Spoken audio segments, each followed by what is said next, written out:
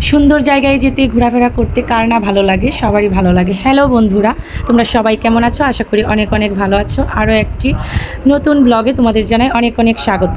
তো এই তো আমরা রেডি হয়ে নিয়েছি, আমরা একটু যাব গ্রিন ভিউ রিসর্টে বেড়াতে। তো বাচ্চারা আসলে একটু খোলামেলা জায়গা পছন্দ করে, যেহেতু বাসায় বন্দি থাকি, তাই ভাবছি যে আজকে একটু যাব। আজকে বলতে এই ভিডিওটা কিন্তু কালকের, হ্যাঁ, আমি আজকে এডিট করে ছাড়লাম। তো এই তো আমরা রেডি হয়ে রিক্সায় করে, খুব কাছেই যেহেতু রিক্সায় করেই আসলাম। তো ও টিকিট কেটে নিল, তো টিকিট কেটে আমরা ভিতরে ঢুকলাম। তো জায়গাটা আসলেই অনেক সুন্দর। এটা আসলে একটা রিসর্ট, কিন্তু ভিতরে গেলে মনে হয় এটা পার্কের মতো। আর আমার মেয়েরা গিয়ে তো মহা খুশি, কী যে করবে কি না করবে বুঝেই পাচ্ছে না, দৌড়াদৌড়ি ছোটোছুটি লাফালাফি শুরু করে দিয়েছে। তো ভিতরটা আসলে অনেক সুন্দর ছিল, একটা বড় পুকুর, তারপর দুই পাশে দুইটা ঘাট ছিল, ঘাটগুলো অনেক সুন্দর, আর প্রচুর গাছপালা ছিল। মানে ভিতরটা একদম ঠান্ডা, গরমই লাগে নাই, ভালো লাগছে। আর একটা পুকুরের উপর একটা ব্রিজ ছিল, তো ব্রিজের উপর দিয়ে আমি একটু হেঁটে ভিডিও করে নিলাম। ভালোই লাগলো আসলে একটু সবুজের মাঝে ঘোরাফেরা।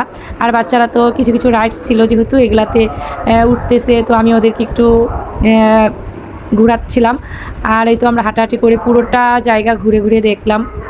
খুবই সুন্দর জায়গা, আমার অনেক ভালো লাগছে। বিশেষ করে এত এত গাছ আর ফাঁকা জায়গা, তাই আরও বেশি ভালো লাগলো। আর যেহেতু ঘুরতে গেছি, তো ছবি তুলবো না, ভিডিও করব না, তা তো হয় না। তাই ছোট ছোট কিছু ভিডিও অনেকগুলোই করে নিয়েছি। আর ওর বাবা আর ওরা দুজন, ওইখানে আবার পাখিও ছিল, মানে যেহেতু খাঁচায় বন্দি, তাই ওগুলো আর ভিডিও নিই নাই। ময়ূর ছিল, তারপর হরিণ ছিল, ভালোই লাগছে। মানে পরিবেশটা এত নীরব, মানুষ খুবই কম, অনেক ভালো লাগছে। আমরা গিয়েছি, আর গাছগুলো দেখতে ভীষণ সুন্দর। আমি অনেক ছবি তুলেছি, প্লাস ভিডিওও নিয়েছি। আমার ভীষণ ভীষণ রকমের ভালো লেগেছে। যদি সময় সুযোগ হয় আবারও যাব এমন জায়গায়। আর আমি ওর সাথে মজা করতেছিলাম যে একটু ছবি তুলে দাও, ভিডিও করে দাও। ও আসলে অনেক লজ্জা পায় যে বাইরে এসে এত ভিডিও কিসের। আমি বলছি লজ্জা পেলে তো চলবে না, হ্যাঁ, বাইরে আসছি, ভিডিও নিব না, ছবি তুলব না, এটা কি হয়? আর এই তো মেয়েরা দুলনায় দোল খাচ্ছে, ওর বাবা দুল দিচ্ছে, আমি ভিডিও করছিলাম। তো মেয়েরা দুল খাইতে খাইতে আমার আসলে ছোটোবেলার কথা মনে পড়ে গেছে। ছোটোবেলায় মানে দড়ি বেঁধে গ্রামের বাড়িতে দেখা যায় আম গাছ বা কাঁঠাল গাছ, ওইগুলাতে আমরা দুল খাইতাম, আর ওরা দুল খাইতেছে এগুলাতে। তো আমিও তারপর গুল্লুমণিকে একটু দুল দিলাম, তার বাবা আর আমি মিলে। তো দুল খাইতেছে, আর গুল্লুর সাথে আমি গান বলতেছি, দুল দুল দুলনি রাঙামাথার চিরুনি, বর আসবে এখনই, নিয়ে যাবে তখনই। পরে গুল্লু বলে না আমি যাব না মা, আমি যাব না।